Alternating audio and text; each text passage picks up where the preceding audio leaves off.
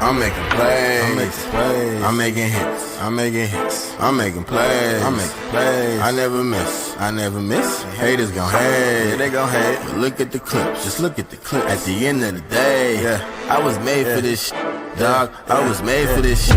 Nothing but green grass in my view. Hit him for 50 yards up the middle. All of my rushes are ready to move. Tell your quarterback, head on the swivel. Came all this way, so we hungry as hell. If we ain't winning, we ain't leaving the field. Overtime, now the shit getting real. Double overtime, shoot for the kill. I put it all on my shoulders. Give 100 till it's over. All of this ice in my veins. Tell me, how could there be anyone colder?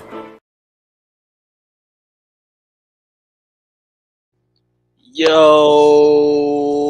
what is good, Chiefs Kingdom?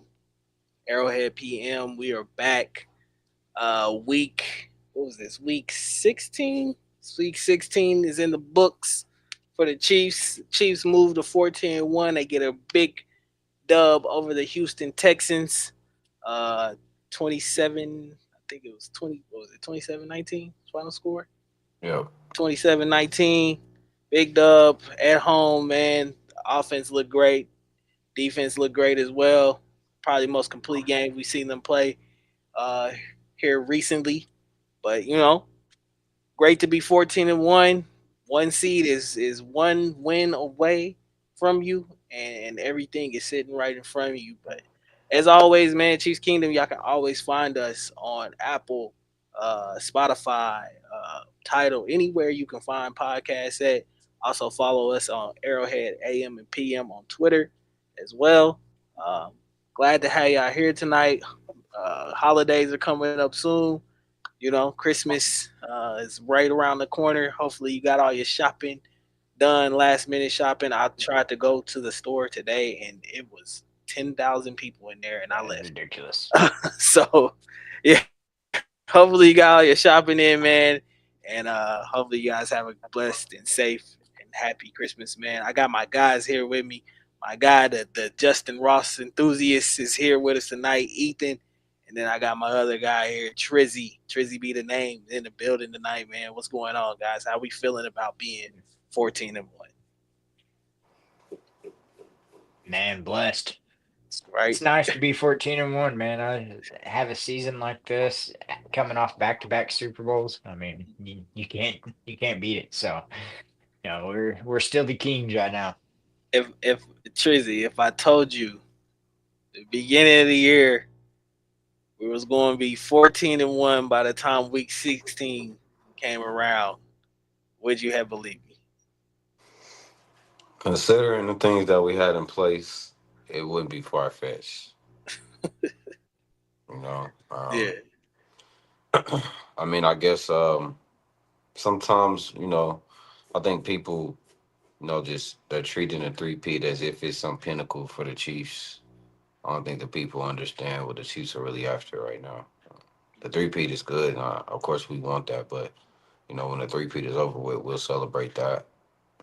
If we get there, if we're so fortunate to get to the AFC Championship, like I say every year, you let us in the AFC Championship, then we go to the Super Bowl. Jody. What's going on? So, man, just for this team, again, as Ethan pointed out, for them to come off of back-to-back Super Bowls, ups and downs of the year, changing their identity, the way that they win football games, the struggles with Patrick Mahomes, the injuries, even the personal stuff that we've had to deal with in the locker rooms and stuff, for this team to just, overcome and, triumph through all of that stuff, come back on the field, focus on what's important. And, it seems like the guys are just bought into what Andy Reid and Billy Donovan and Veach and all those guys have been building over there for years. So just a testament to the organization, really the front office, all the guys who've been there before, who put the structure in order. And then, getting the right guys in places, guys playing the right roles for you, guys playing football the right way, unselfish football, wanting to see whatever they can do to make sure that we win. So there's your result of that, 14-1. Yeah, man. This is they're at a point in their franchise history where um they're chasing still a lot at this point, and to be able to do it at the level that they're doing it at, you look at all the previous teams that tried to accomplish, going after a three-peat, and most of them have failed. Some of them haven't even made the playoffs. A lot of them, fizzle off into history, and then you never hear anything else about them ever again. So, for the Chiefs to not only go through what they went through last year with all the adversity and the play calling, the drops, and just everything, disastrous kind of season, you felt like to still come out of it 12-5 and go all the way to the Super Bowl, have to go on the road to get there, and then get there and then win it, and then turn around this year, and now they're 14-1. You got all the people in the Twitter sphere and in the media calling them frauds and saying that just because they've had so many one possession games this year and they've won so many close games that they're not a good team and they're gonna get got one time, whatever. And that could always happen. Like, it's nothing that you look past or anything like that. You can be beat any given Sunday. But to sustain the level of success that they have been able to sustain over these last couple of years, especially with Mahomes at the helm, has been ultraly incredible. And I know it's been a testament to their bodies, the way they approach the game, um, and how they prepare for each team week in and week out. So shout out to Andy Reid, shout out to Brett Veach, shout out to the whole organization from the players, everybody down, ownership all the way up. Man, phenomenal job for the last almost damn near decade for continuing to have the success, and as fans, we are ultraly great Absolutely. to be sitting in this spot. But man, let's talk about the Houston Texans. Obviously, the Chiefs played Houston Texans on Saturday. C.J. Stroud and them strolled into here and walked away with an 8-point loss. Man, I felt like, in my opinion, probably one of the more complete games we've seen from the Chiefs in a while. Defensively, I felt like the game plan was great for what they wanted to do. Obviously, they would come up with two takeaways. Was able to still apply some pressure as well too to C.J. Stroud and kind of get him off his square. So great game plan from Spags. I feel like also great game plan. I feel like from Andy Reid as well. It was a lot better flowing as far as the play calling. I saw a lot more aggression in the play calling as well too. Having Hollywood Brown seems to really open up this offense a lot. It's great being able to see him go out there and make the plays that he made. So it was nice to finally have a game where both sides came together and finished it off and played well. So Ethan, what was your thoughts on the game on Saturday? Yeah, I mean, pretty similar to yours. I honestly, it was kind of refreshing to sit back and enjoy that game. At the end of the day, like just watching, man, I offense was humming there for a while. Yeah, I mean they had their lulls and stuff, but I mean, man, every offense gonna have lulls in the game. So I didn't take too much to that, man. But yeah, Wanye when he was called upon at right tackle, he played really well, and I will kind of probably get into that a little bit more here in a little bit. But you know, Dooney done his thing again, man. Hey, you got to tip your hat to him and to step out there to the left tackle position and do the job that he's done, man. I mean, it's phenomenal. So, yeah, man, that O line they looked a little bit more coherent. They were getting out there, getting the blocks, protecting pad a lot better. So Yeah. that's refreshing to see, man. And then, I mean, honestly, so you look at like what Josh Allen said over the weekend or whatever about being, not trying not to show too much. Like, that's a thing. And that's a thing with the Chiefs. That's why I'm sitting here like, come playoff time, baby. Like we're gonna be humming. So, Mhm. I think we're starting to see, especially now with Hollywood Brown back, I think we're gonna start seeing a little bit more come Wednesday. And I think we've seen a little bit of that this week, against the Texans. And so we'll be all right. Defense is always freaking tip your cap to them. Trent McDuffie. 2 weeks now with INT. Gotta love it, man. Got to freaking love it. It's just a validation of what most of us, most of Chiefs Kingdom already knew. Trent McDuffie is a top five cornerback in the NFL. Like Mhm. at the end of the day, like I argue with the wall if you don't agree with that. So, Right.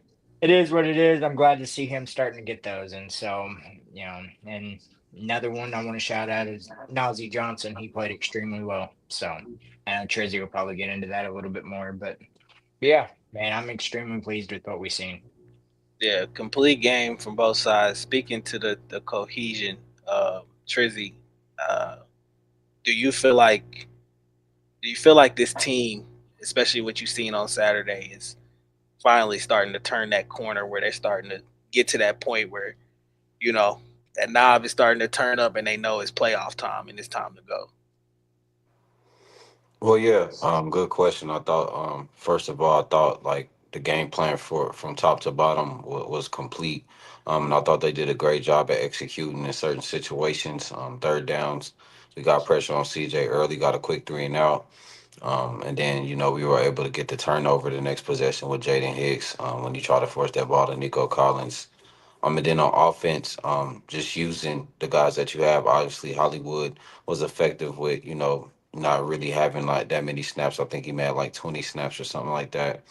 Um, he played a lot more than I thought he would, but I think just like as you said, as a cohesive unit, I feel like the offense, the defense was complementary. It wasn't situations where we were driving down the field and then it was a costly turnover, and then we were back on the field trotting our guys out there. After their guys been fighting and scratching and clawing, trying to get the offense back the ball. Those little things are being fixed. You can tell the adjustments are being made. You mentioned it earlier with the adjustment to Thuney moving to left tackle. You've got guys filling in for Shamari Connor. Obviously, we seen what he mentioned Nazi Johnson, and I think Nazi Johnson, a guy that's moving around again. I think that the spot that he's in now is kind of more similar to kind of his role, and I think he'll perform a little better as you've seen. One thing I will say about the Chiefs secondary, even though they've been struggling in coverage, is that they're really good in tackle. They're really good Yeah. in space tacklers. Like you're not really breaking a lot of tackles after them. So I think the pursuit of the football, I've seen a lot of jerseys getting there quick. Again, stopping the run, stuffing the run, which is important going into the playoffs. So a lot of things that we've seen Patrick Mahomes being able to make those plays, even though his ankle was a little banged up. Still making plays on third down. Got a big fourth down conversion. Finding Hollywood. I think, getting Kelsey more involved down the back end, which I think he will now since Hollywood is emerging. But I do think that this team is trending towards the right direction. I wouldn't quite say that they've hit their stride yet, but I do think that they're starting to, pick it up a little bit and they can see the light in it. I think that the defense, getting Charles Omenihu back obviously is big because you can get pressure with four. But you gotta, tip your hat to guys like Jay Reed, who we've been tough on, and really haven't been, high on him all year, but as of late, he's been playing well, and this is kind of what we seen last year from him. He was struggling towards the year, and then towards the back end, he started to pick it up. So hopefully, he's trending in that direction again. But I would definitely say, just from what I've seen as a team, I think going into the later parts of December and early January, I think this team is going to start figuring some stuff out, especially when we get our guys back all the way healthy. So we're still getting guys back healthy on the back end, which is important as well. But I do think it's important for us to close out the Steelers on Christmas, just so we can get that not only that cohesive and that unit in those reps, but I feel like the guys need to rest. Last year was a lot different than this year. I feel like the rest will really help us more so than hurt us. I don't think it's a rhythm thing with us. I think these guys are in a playoff mode. Once they're in playoff mode, I don't think them coming off a bye week will slow them down. So I think it's important that they just lock up the one seed, and then allow those veteran guys to rest up and get ready for a run. Yeah, yeah, man. It's been incredible to see um, how they've transitioned through this season, from the ups and downs and the ebbs and flows of how that season really goes, and how they battled through it for real, to get to this point where they're at now, where they got an opportunity and a chance to lock up the one seed before, on the day of Christmas. So what better Christmas present than you can have than to go out there and obtain home field advantage and a bye in the playoffs, than going up there and beating Steelers for that. So a lot on the line coming into it on Wednesday, but we'll stay back on Saturday as well. I want to speak about a couple guys. Hollywood Brown stepped into this offense. I think he had five catches, I think for 45 Yeah, yards, something yeah, like that. His impact in this offense seems to have, I think, lit a little bit of more of a fire. You can clearly tell there's a little bit more aggression, especially I felt like from the passing game in a sense. It felt like it was a little bit, to my opinion, was a little bit more on time as well too. Ball was getting out quick at points, uh, especially on those crucial downs of fourth down. He converted a huge 4th and 2 for us. I think converted another like 3rd and 5 or something like that for us or whatever. Um, his ability to me to beat man coverage, I think, helps this team out tremendously, and it frees up so many guys.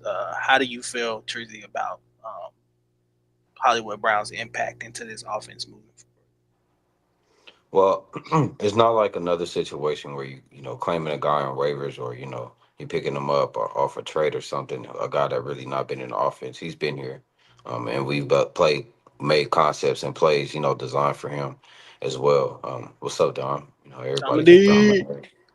But just in time. what I've seen from Hollywood, and you mentioned, just with those snaps that I've seen, is a guy like that kind of being able to not necessarily dictate coverage, but it makes the timing better because you have to be there. That's Hollywood Brown. If you're not there, he's probably gonna take that 45 yards. He can take that slant, those intermediate routes, those short end routes, those quick routes where you getting it out quick, or you trying to create an RPO situation with Pat, which we like to do sometimes.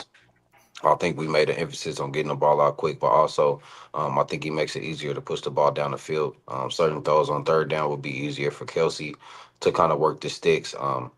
Having a guy like Hop, obviously, we seen him make some big catches in some tough situations. So Yeah. I think, again, having guys like that, especially Hollywood now, where, we don't have to kind of worry about whether he's going to win or where he's going to be or if he's going to be there on time. We know he's going to be there on time. We know he's going to run the route correctly. So having a guy like that back in this offense, who already knows it, kind of like a plug and play guy where, really just, starting them up, wind them up, put him in the game and, let him work because he already know what his strength in this offense. He already knows what Andy Reid is expecting from him. He knows where Patrick Mahomes wants him to be. And I think you started to see that a little bit in this offense. So it's big to have Hollywood because he's going to be a guy not like Hopkins or those guys who had to come in to learn. He's a guy that we have designs for. So again, with Worthy and Hopkins and Kelsey and Noah Gray, obviously with the backs, I think you're looking at a pretty dangerous weapon group. Yeah, man. Definitely adds a huge element to this team that I feel like is going to be definitely hard to game plan for, especially as we go deeper into the playoffs. I think it just makes the Chiefs, gives them another dimension that they can put out there and run with at this point, and it's going to be hard for teams to stop. Dominic, you just joined in, man. Good to see you. Feliz Navidad. Yeah. Good to see you, Yeah, man. What's your good to be what's your here. initial thoughts on Chiefs and Texans on Saturday about the game? I don't know what you guys have said so far, but I might be Go ahead, repeating a bro. lot of what you said. But I Repeat feel it. like go for it. this was like the first real complete game, top to bottom. I feel like, yeah, there was a And little praise some to CJ Stroud and Tank Dell and all of them, man, Yeah. to the family for Prayers real. up, man. Yeah, Prayers up for sure. 100%. Forgot about that. Um, you know, Mahomes ankle watch. Who even cares anymore? Like, people are gonna have their opinions about what's real, what's not in this league. That's all I see now on the internet. What's reffing, what's not reffing, what's real, what's not. It doesn't matter. The Chiefs are 14-1. They're 1 win away from getting the 1 seed. We're about to be the Grinch on Christmas and steal that 1 seed away from the Bills. Sorry, not sorry. But in terms of the game itself, um, just seeing Mahomes and the quick passing game work, Hollywood Brown looked like a seamless fit. I really wish they connected on that one deep ball that would have been a touchdown, but it seemed like a little bit of hesitation from Hollywood on one point and a little bit of a more of a like dart throw from Mahomes. But other than that, like seamless fit. When it comes to like making plays and sealing the deal and being an amazing team and stepping up when it matters, this team does it better than anybody else. Defense, I don't know if y'all noticed, but seems like 2 players that we love on that defense are getting the turnover itch, and I'm loving it. Finally, I know interceptions are kind of a sexy stat for DBs, and for a while, Trent McDuffie just wasn't getting them. 2 games in a row, he's got a pick. Jaden Hicks, a guy we've been clamoring to be on the field, making statements. It's been great. I wish the pass rush would have been a little bit better, personally. And now with Chris Jones kind of dealing with that calf, right? I believe it's a calf. That's maybe give Josh Uche a chance on the field this week. Maybe, just maybe. I mean, It's a I'm good with possibility. Why don't we do that? I mean, Otherwise, I'm very confident with Charles Menahue and George. If you watch the game, it seemed like he kind of got held a little bit here and there when he was winning one-on-ones. Yeah, George's been playing well lately. So Yeah. I mean, it felt like a complete win. Mahomes looked comfortable. Hollywood looked great to me. Xavier Worthy, there was a lot of talk about, like, is he a good fit? Should we have even drafted him? Where are we drafting him? I think we're proving it day in and day out that he, just like Rashee Rice last year, he's cooking when it matters, and he's getting a lot of targets. I don't know if people have noticed. Mahomes is really trying to feed this guy the ball. And DeAndre Hopkins just adding that veteran presence. Kelsey just, if you're focused on stats and not on tape, Kelsey might be the most valuable weapon in the league, just by presence alone. And yeah, that's all I really have to say about the game, personally. It's a play I want to show you guys a little bit later on that speaks to why Travis Kelsey is so important to this team. But we'll stay on the offensive side of the ball. Xavier Worthy, you guys are talking about him. The impact that he's had these last couple of weeks, it seems as though the Chiefs are really starting to recognize that, hey, we got to get this kid the ball a lot more. 100%. He's pretty damn good at this point. So his impact, you can tell his usage has really gone up. I feel like he's really starting to immerse himself a little bit more into the playbook and starting to really learn and know where to be on the field. That chemistry, I think, with him and Pat is really starting to grow a lot at this point. I know that a lot of people talk about the deep ball between him and Pat, but the intermediate to short game has been there and it's been clicking. I think they're gonna hit on one of these deep passes here soon. It could be on Christmas. You never know. Be a nice present for us all. Ethan, speak to how you felt about from the day we've drafted Xavier Worthy, the excitement to the point we are at now in his rookie year. How you felt about his impact this year?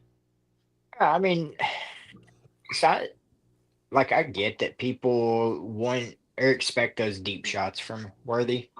Mm-hmm. I love the fact that he's producing, not doing the deep shots right now. Like, he's producing on the underneath stuff, and that to me says more about where Worthy is at this current moment than if he was connecting on, him and Pat were connecting on those 50, 60-yard bombs. So that's where the way I look at it, I mean, we've seen the same stuff with Rashee Rice last year. Nobody really expects Rashee Rice to necessarily be a deep threat, but we've seen a lot of this underneath stuff to where you're getting the ball into your playmaker's hands and you're telling him, hey, go make a play. And Worthy to this date has made those plays, man. And week in and week out, we're seeing him get better and better. Um, Man, I love where Worthy's at right now. I love that the offense, we're focusing on him. I kind of expected a little bit of a less usage percentage when Hollywood got back. But man, I'm excited that we continue to feed Worthy. I think he's going to be one of those talents.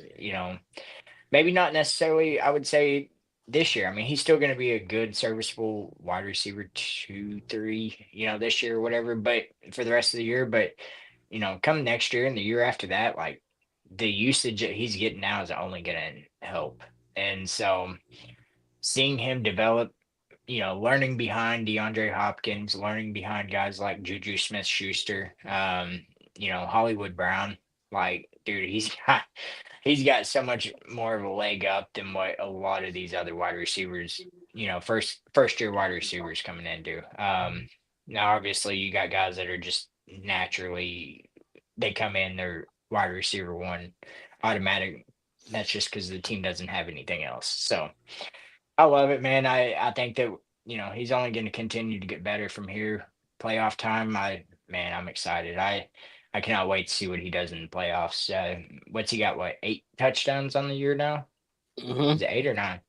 I think he's Man. at 9 total. What's on our the year. rookie record for touchdowns? Ooh, I think that was it Tyreek who said that? I believe. Didn't Tyreek set the rookie record? Seems like it. I think he did. I don't I'm gonna know. look I it have up. to look that up. Yeah. If you can find that for us, Dom, that'd be Yeah, nice. because I'm curious how close he is to that. Because I mean, Oh, that's most passing touchdowns. Right. yeah, Most it'd be touchdowns for a total rookie. touchdowns. Tyreek Hill and Abner Haynes are tied with 12. 12. Okay.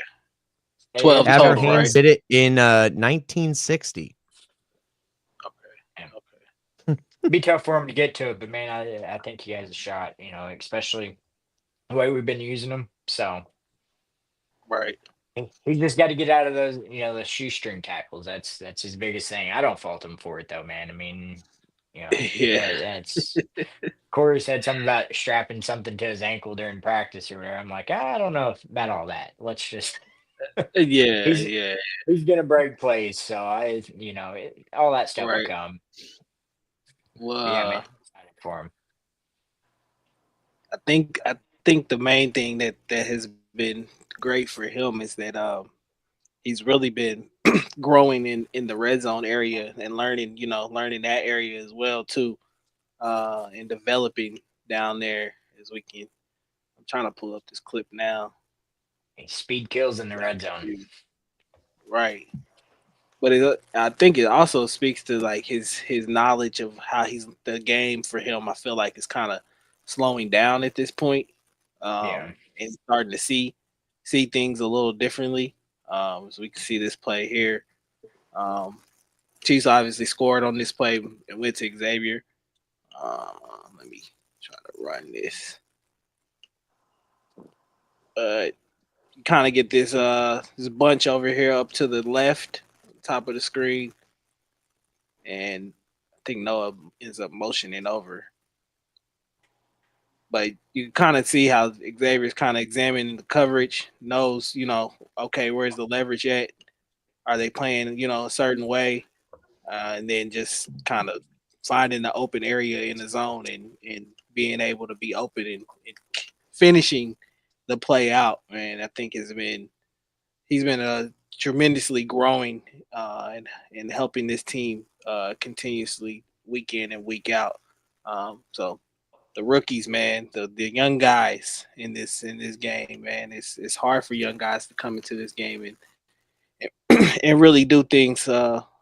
First year game planning and stuff. So I'm gonna start talking about another rookie that I wanted to talk about, man. A guy who I feel like, you hate to see injuries in this game. You hate to see people go down. Shamari Connor, hopefully he gets back very, very healthy. But I feel like this has allowed the door to come open for a guy like Jaden Hicks, and it's really, I feel, in my opinion, it's really helping our defense, especially in the takeaway area. I feel like he provides a ball hawking type of safety. Also a guy who can come up and make hits in the run game as well too. Play his run fits as well. But Jaden Hicks on Saturday, man, another interception, his third interception on the year, back to back weeks for him as well too. So Man, is he's he in leading the the Trent team in McDuffie picks? club. I He's think leading the he team in is. picks, right? Yeah, Yeah. he is. Yeah, he leads the team. Yeah, that's an incredible honor to have, man. But Tracy, if you want to, man, break this play down for us. What you see in here, especially from Spags. I know it's some special stuff in here that this Spags does in this to kind of get this takeaway Yeah. from CJ Stroud. Yeah, again, a pre-snap, moving the safety around is just important. Pre-snap, you see a guy moving with him, so you're gonna think it's man. And then I think they kind of drop back. Like they kind of switched to a too high. You see the two safeties back again, and they got help over the top. And I think CJ just thought he had a window that maybe wasn't there. So shout out to Spags for squeezing that on the inside, knowing that CJ will probably try to be aggressive and pull that trigger, which he did. It's a great call from Spags, but it's a great design at the beginning of the play, just to make it look like man to man, make it look like cover one, and then the safety switch at the snap, and then they go to cover two, and then you get that help over the top, and then you stick into your discipline on the outside, and you don't panic, even though you playing against a good receiver and Nico Collins. So just help on the inside, a great job on execution by the defense. And the call by Spags, just having that wherewithal to know that CJ Stroud is going to try to pull that trigger. And then shout out to Jaden Hicks again. A guy, like I said, is going to be around the ball. He reminds me of Eric Berry a little bit. Just the way that he can fly around. He comes downhill. He's physical. He's disruptive. He can make tackles in the open field. He has a knack for the ball. He has ball skills. He can attack the ball. He's not scared to go make a play either. So yeah, I think he's definitely going to contribute on his defensive end. I think it's just about him, understanding the defense and understanding, what Spags wants him at in certain roles that he has to do. But I think he's going to play well, and we're going to need it moving forward. So, man, shout out to Jaden Hicks, man. He's really starting to make a name for himself. This is the stuff that we've seen from him in preseason. This is why we're so excited to get him. So, shout out to Spags for trusting him on that back end, and just a great execution by the defense. Didn't really get no pressure on the play, but again, them disguising the play a little bit, I think they helped out. Yeah, man.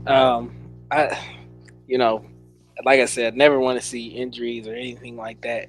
But this is why it's key for you to go and draft guys, and have depth behind Out, other guys, so out. that you don't miss a beat when a guy goes down or anything like that. I think Jaden coming in has tremendously, to me, in my opinion, has helped Justin Reed's game a lot more as well too, because I feel like it's put him a lot more in his natural position, being that box kind of third safety, that robber safety, that can come down and be the enforcer, play closer to the line, and help out in the run game. I feel like that's the ultimate role for Justin Reed, and I feel like that's when he's able to be at his best.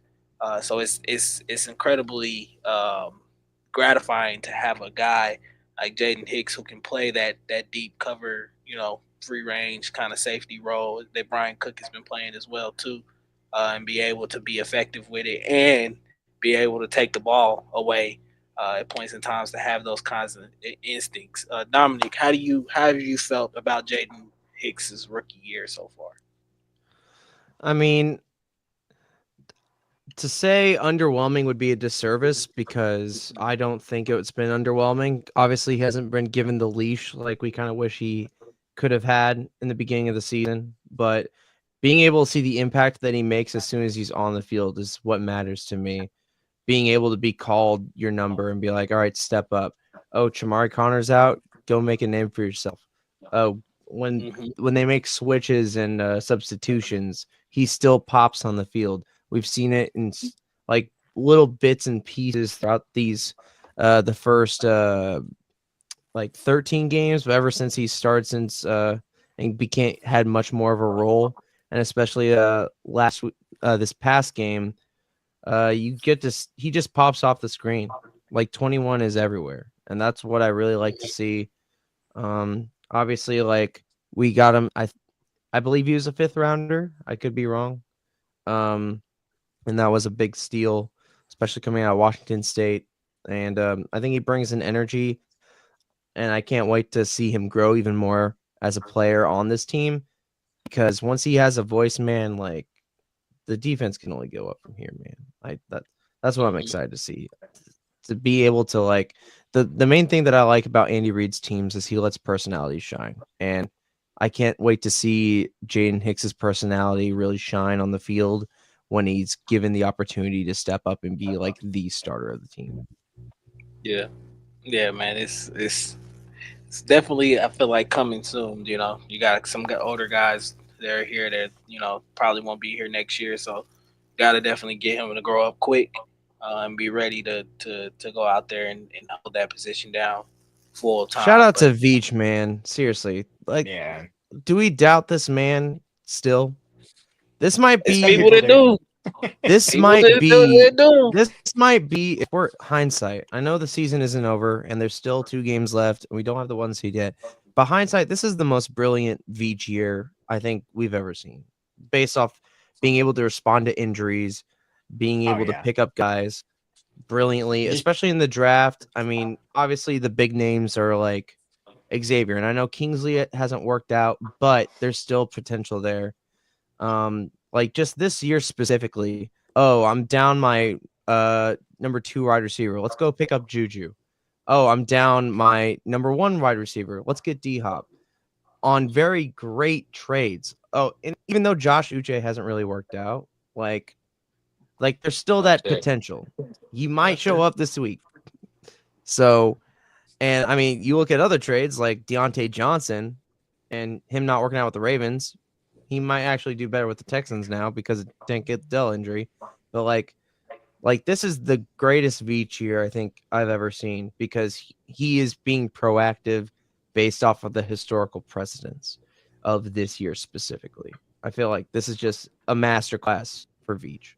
Yeah, yeah, and then it's when you talk about a GM that's not only been able to master the draft, but also be able to master free agency and contracts and the guys that he brings in here to help out. It has made this roster, I feel like, one of the deepest rosters in the NFL, and it's the real one reason why I think they've been able to sustain through some of the injuries and some of the adversity that they've had to face this year. Speaking to that point. Um, Beach does a good job of bringing in older guys, older veterans, maybe guys that people don't believe in, like a Kareem Hunt or like a Charles Omenihu or somebody like that. But also bringing in guys like a Samaje Perine who comes in, steps in, and takes over a role that a lot of people didn't know if the Chiefs were ever going to replace when Jared McKinnon left out of here.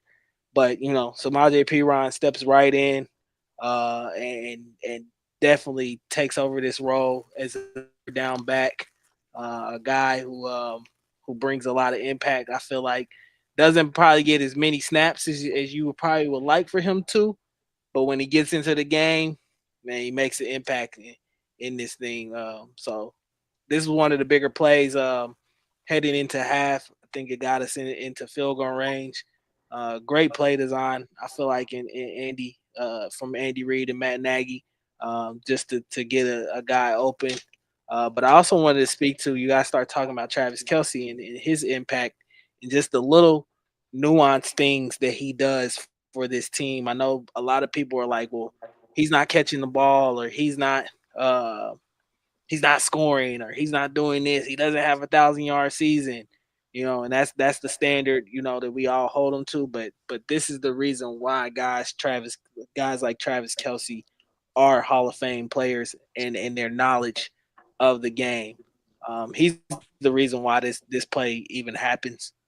For him to recognize um, what to do on this play, and it's kind of a freelance type of thing. They get 2x2 here. It's technically supposed to be kind of a little whip route that he's supposed to run. As you see on the other side, I don't know if you'll watch Xavier. Xavier runs it. Um, so this is the route that he's initially supposed to run, but instead, Travis Kelsey sees this linebacker kind of creeping up here, and he just blocks him, and it creates this little wheel rail route out here for Samaje to get open. And great recognition by Patrick Mahomes as well too to see it, and it gives him just a free play down the sideline.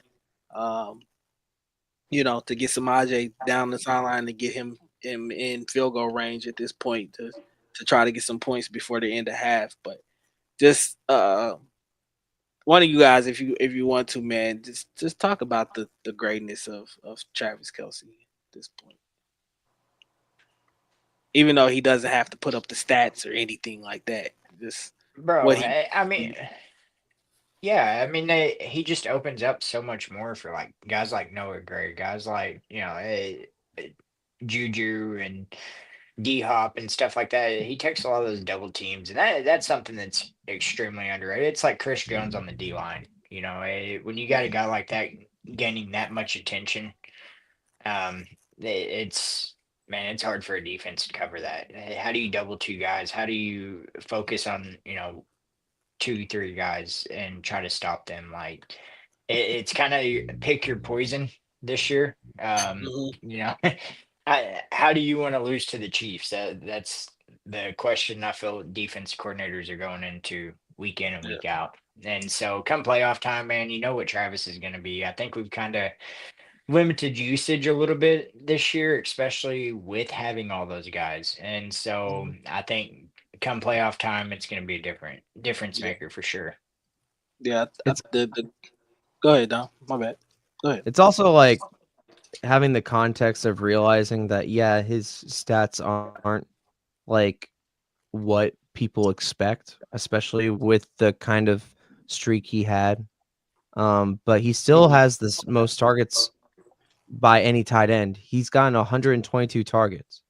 And the main difference I feel like between this year and maybe even the past couple of years is once he catches the ball, he's not really doing the yards after catch like he used to. He's just picking up the zones and just getting down. So it really just depends on how he's going to look in the playoffs, because we all know Kelsey goes into a completely different zone in the playoffs, and I feel like we could see a little bit of that old Kelsey when it comes to yards after catch and really trying to put on the afterburners if he even has any left. He might have a little nitrous left, but it just speaks to the greatness. Like, and every week, we've been clamoring for him to break this Tony Gonzalez touchdown record for weeks, ever since he tied it. And you know what?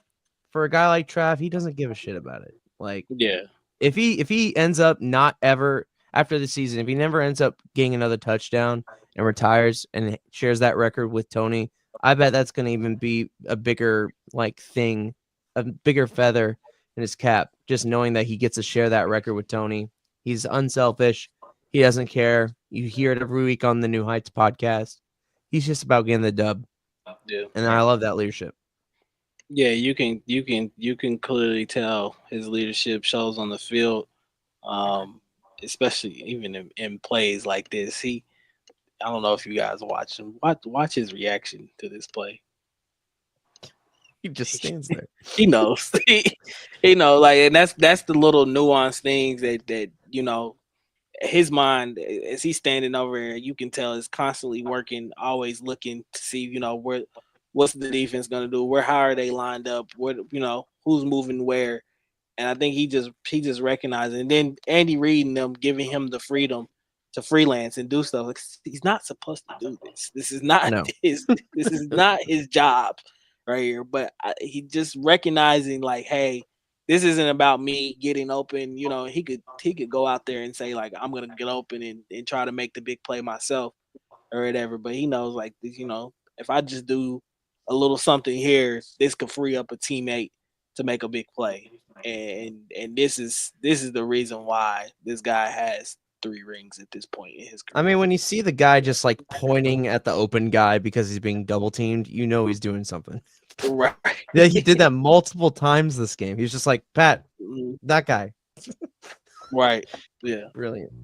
This is the reason why they continuously win games. Is the reason why they win one possession games so often. Is they have guys, like a Travis Kelsey, Yeah. who know the game, see the game differently from everybody else, and will exploit weaknesses at certain points in times and take advantage of it. So, um, definitely love having 87 here in Kansas City. Probably will shed a few tears the day he walks away from the game, but hopefully that's not soon. Hopefully it's still a little bit more left in the tank for him Hey, we're to be here. 14-1. I don't want to hear him talk about retirement. Okay. Anyway, man, we'll move on. We obviously 14-1. Obviously was able to take care of business on Saturday, but the Chiefs always are putting in a very compromising position this week. On a short week, they will have to go to Pittsburgh to play the Pittsburgh Steelers on Christmas Day. Another Christmas Day game. Obviously, a lot of Chiefs fans aren't too privy of that idea, especially after what happened last year in Arrowhead and seeing how this team played. But hopefully, this is a different result for them. It's a lot on the line. The 1 seed is basically sitting right there. All you need is a dub over the Steelers at this point to secure that and walk home with it. So, guys, man, going into this week, what's your thoughts and feelings heading into the Steelers week? We'll start with you, Heath. I mean, main thing, man, just stay healthy as possible. I understand. Like, I want the 1 seed as bad as anybody. I don't want to have to go to Buffalo or wherever. I want to be home field advantage all the way through the playoffs. So, they, man, I mean, that's the main focus for me. Really, is just health. Get this offensive line. Build on what you done against the Texans. And defense just keep cooking. And I'm not I'm not looking for a whole lot this week, to be honest with you. I'm just ready to get to the postseason and let's have some postseason ball going. So that's where I'm at. What about you, Tracy? How you feel heading into Christmas Day against the Steelers? Um, Steelers are a little banged up. I do like the Mike Tomlin. He's a respected coach in this league. Classic organization, especially when it comes to the National Football League. But I just think that right now, I just don't think that the Steelers are, quite like on our level. I would say, um, especially with the injuries, you don't have JPJ.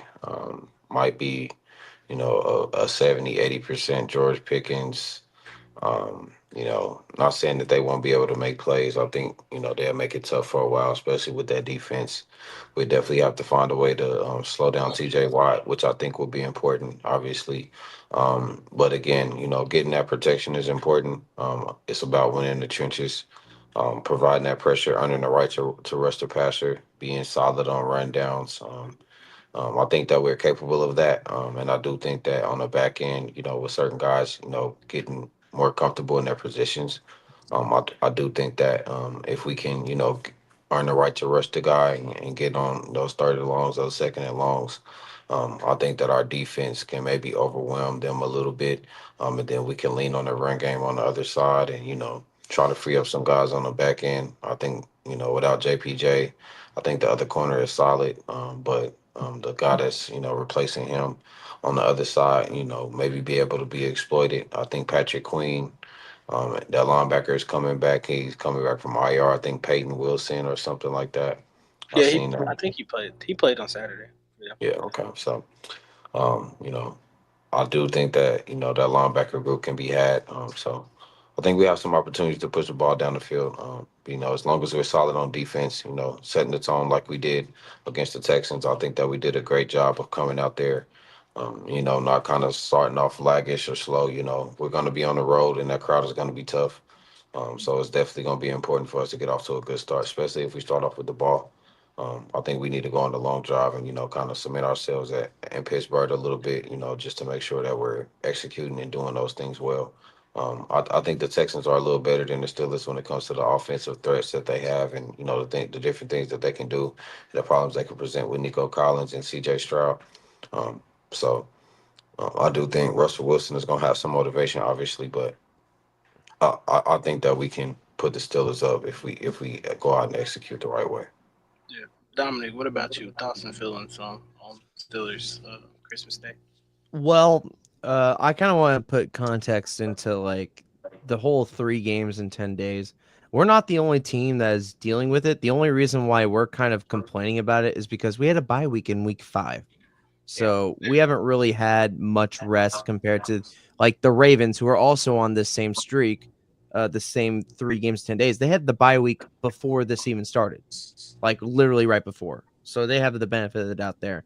But it's mainly these 4 teams, the Texans, the Chiefs, the Steelers, and the Ravens. But so that's the main gripe about like the 3 games in 10 days, the thing that Chris Jones talked about a couple weeks ago, But in terms of the Steelers in general, I mean, if you look at the stats, they are not a great pass defense. And I think that's well, at least they are I think they're 20th in pass defense. So it could be not great, kind of lower of the middle. But I feel like, that just goes to show that having Hollywood now and being able to get the reps is going to be important. And seeing Mahomes make that connection with Hollywood, I feel like without George Pickens, their passing offense just is not that good, the Steelers. I mean, you'll see Russell make some plays. He still has the moon ball. You never know what you're going to get out of Mike Williams and Calvin Austin and Pat Freiermuth. And but I'm not terribly worried about it. I just want us to, as much as I am hoping for like a worry-free win, like we kind of felt like against the Texans, I'm not going to be surprised if it's a tough game. But who's the best team when it comes to tough games? Yeah. Answer me that. It's the Kansas City Chiefs. So Yeah. I just want a happy Christmas. I know we think about last year and not so happy. This year, I think it's going to be happy. Yeah. Yeah. A lot more optimism. The difference is there's way more optimism this year than there is last year, and I think that's the difference. Yeah. Definitely some anxiety there for certain Chiefs fans about going into another Christmas Day matchup. But I don't think there's any team in the league that could handle this position that they're being put in more than the Chiefs can at this point in time. I think that they're battle tested and definitely ready for it. They've been through every kind of adversity you can put them through at this point. So this should be a definite walk in the park for them. As long as they come out and execute, play their game, which I feel like they've been doing.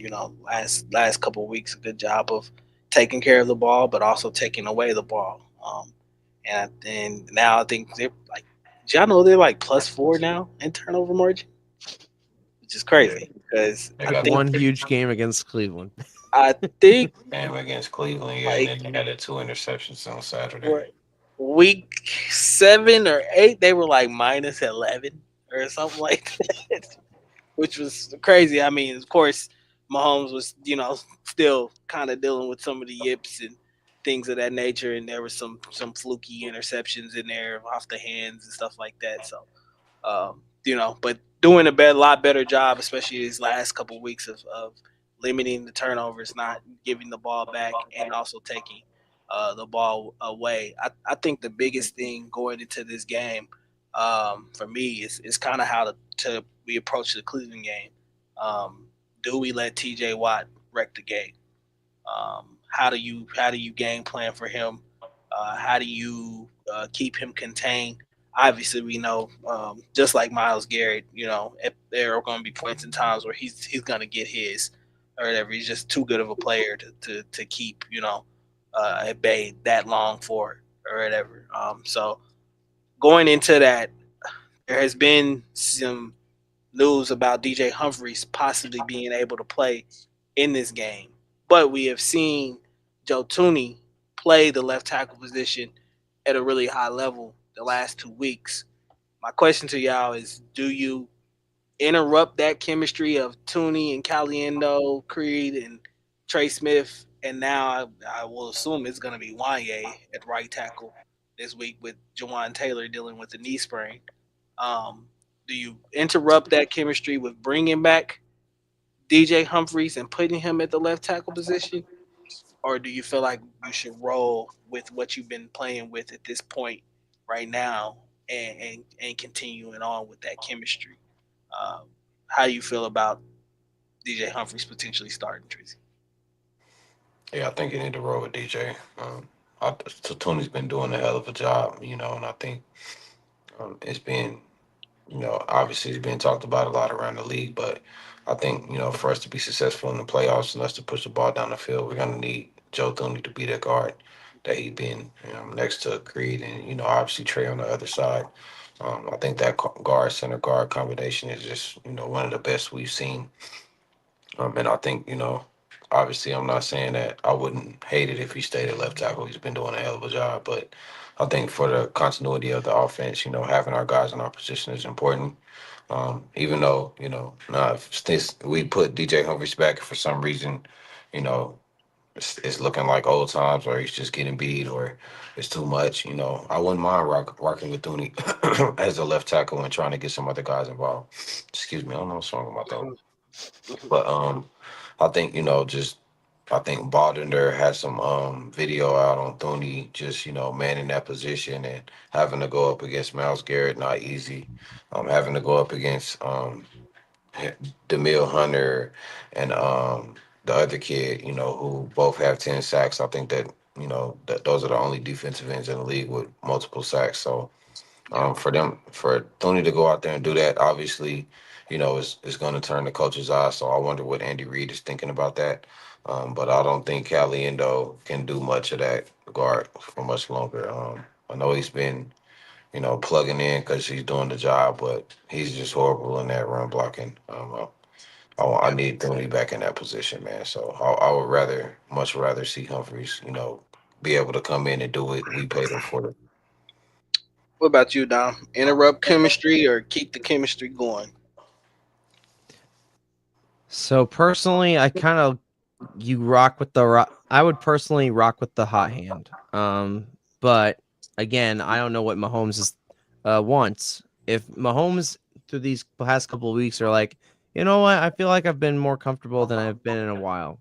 Let's rock with this. Go for it. If he's like, all right, let's see what we got with DJ Humphries left, then go with that. I think also the benefit of, for example, if they decide we're gonna keep Tooney this week and then possibly see if DJ Humphries. Well, I don't know what's gonna happen on week. If we win this game, I guess it really just depends on what they do week 18 because they might just put Kingsley back there at LT on the final week, but I think it just really has to do with maybe they're just gonna consult Pat, see what happens there. Yes, there might be some deficiency with, and because Tooney's an all-pro guard and Caliendo is just trying to pick up the slack of and being able to step up. But I think it just really depends on what Mahomes feels. If Mahomes is willing to be like, yo, let's give DJ a try because he is the LT that we signed to take over, go for it. But if shit hits the fan again, I think Tooney being their get out of jail free card for LT it just goes to show what great coaching and what a great player Tooney is. I mean, I think it might be the most understated and savvy move that Andy and the entire O line has been able to do. Tooney's just proving that he's fantastic. A lot of people don't even now. I've never played, offensive linemen, but I know that there to a lot of offensive linemen, like Mark Schlereth this morning, he said to go from guard to LT is extremely hard. It's not as simple as it seems. LT Like he, it's incredible, and it just proves just how amazing Joe Tooney is in general. Yeah, yeah, it's a whole different mechanics, a whole different ball game over there. A lot more aware of, a lot more things you have to be aware of. Protecting the quarterback's blind side.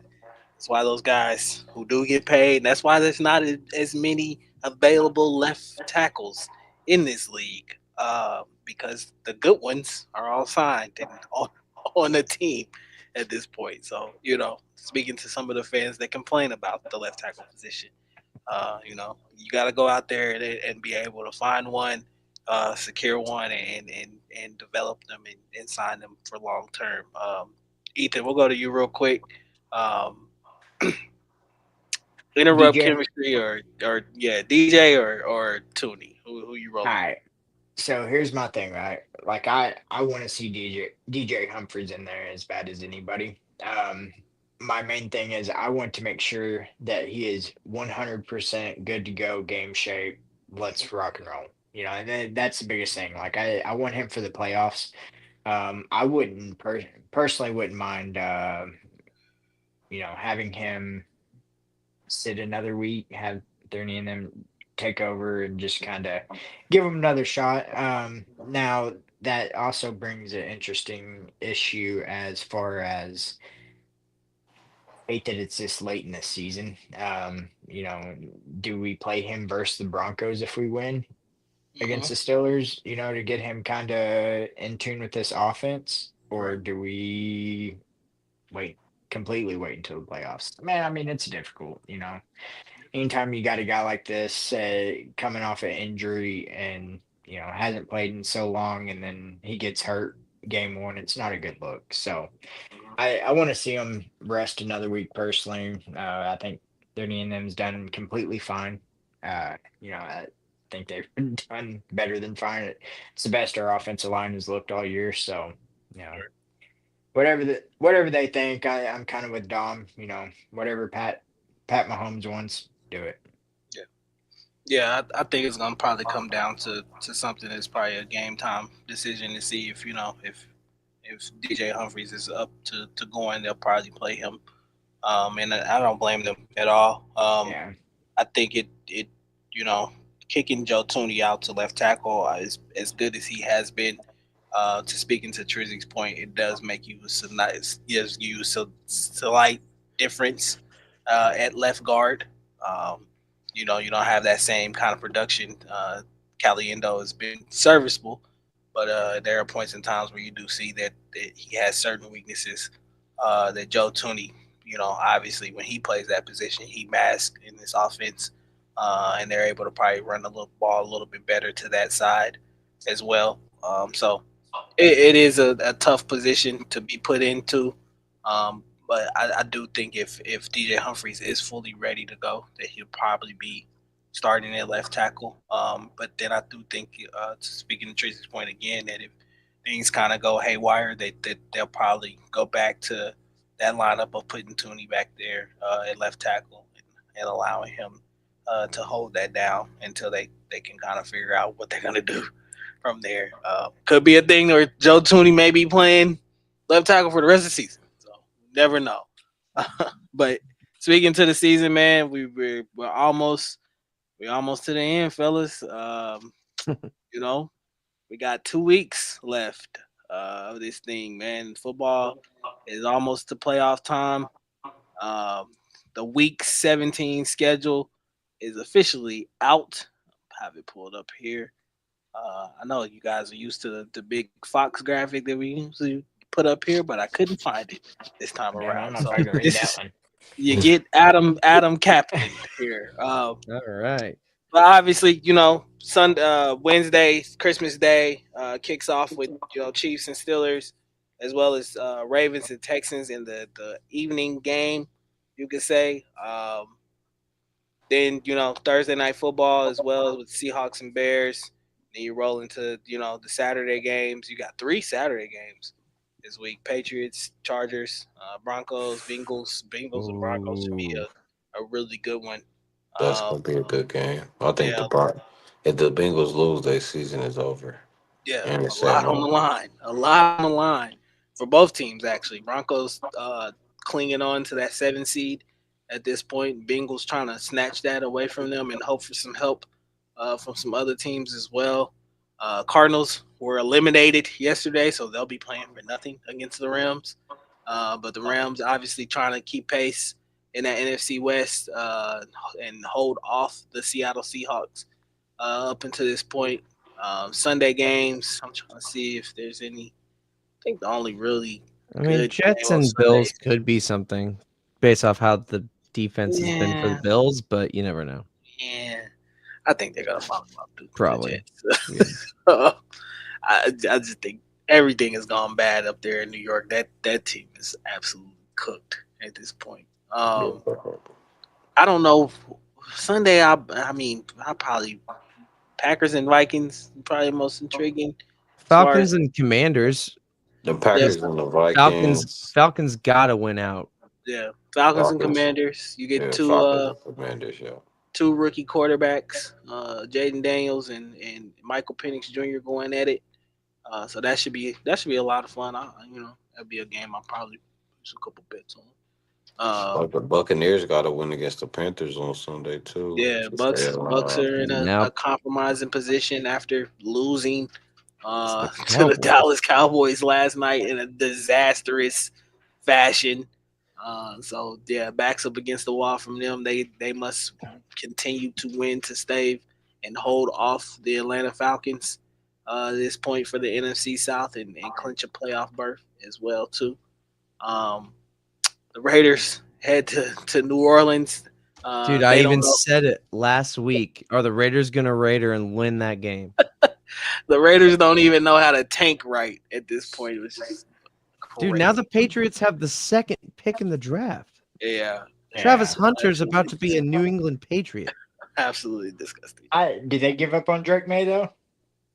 No. Drake May is that was one of those games where it was like this past week, and I did bet the money line. Drake May played well, but he put them in some bad positions. He did, Yeah. but he's got the potential though. That's what I like about He's a him. rookie, Yeah. man. But I mean, like you can only expect so many things, especially from you when you give the kid the keys to the franchise and then tell him to go to Orchard Park, New York, and beat the MVP. Beyond and Ramondre Stevenson kind of wrecked that game a little bit too with his fumble and that one pass that ended up being a backwards pass. Patriots, young team. They'll definitely Gerard. They might look good next year though. Yeah, They might look good in the right direction at this point. But Yeah, man, I know that they were absolutely thrilled to see the Raiders beat the Jacksonville Jaguars. I'm not sure what the Raiders were thinking. They weren't. You're playing with pride at this point, but like pride ain't gonna get you a quarterback. Maybe Antonio Pierce is trying to convince them to keep his job. I don't know, man. I think at this point you might want to continue losing. It might work out a little bit better for you, but hey, it is what it is, man. Look, if they want to go out there and blow the draft away or whatever, blow the top 5 pick away, then be my guest. When Cam Ward and Shador Sanders are playing for another team, I think you'll definitely regret it. Yeah. It is what it is, man. I don't have nothing else. If you guys have anything that y'all want to put out there before we wrap this up and get up out of here, obviously it's the holidays. Everybody's, families and things. And hopefully you guys have a great holiday. Be safe, spread some love, gather around the Christmas tree, Sure. turn on CBS, root for those Chiefs. It's on Netflix. Oh, Well, Netflix. locally here it'll be on NBC. Locally, it'll be Oh, on sick. NBC. Yeah. Well, that's So good. much love to everybody who tuned in tonight. We appreciate it. Again, give us a follow, Arrowhead PM. Give everybody that you see on the screen to follow. Some good guys right here. And just we appreciate you guys this time. Happy holidays. And again, thank you for stopping by tonight. Go Chiefs, baby. Yeah, man. Let's get a dub on Christmas, baby. Yeah, man. Happy holidays to everybody out there. Be safe. Make smart decisions, man. Love on one another. Please make smart decisions. You know, Yes. if there's a person that you know that doesn't have family or friends at this point in Yeah, time, reach to out to them. You know, I always tell people the holidays are, for a lot of people, are great, you know, family time, good times or whatever. But for a lot of people, it's depressing times as Yeah. well. Too, a lot of people are missing people that are not here no more or anything Yeah. like that. So reach out to those people, man. You know, hug on them, invite them over, cook some food for them. You know, share a drink Watch some with them. football. Watch some football. Watch the Chiefs on Christmas. Invite somebody over for the game. You know, and just spread good cheer, man. This is what this time of year is about. I know some people probably don't believe in Christmas or things of that nature, but everybody should have a heart in their bodies, and so this is a good time to use it, man. Use it for good.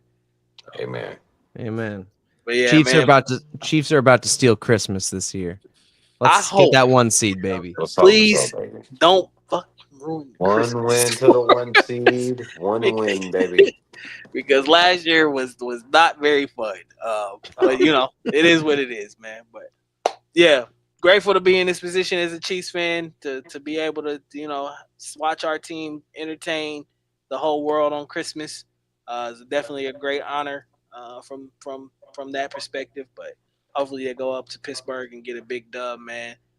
For the guys here, for Dominic, Ethan, Trizzy, myself, DG, we love you guys. Appreciate you.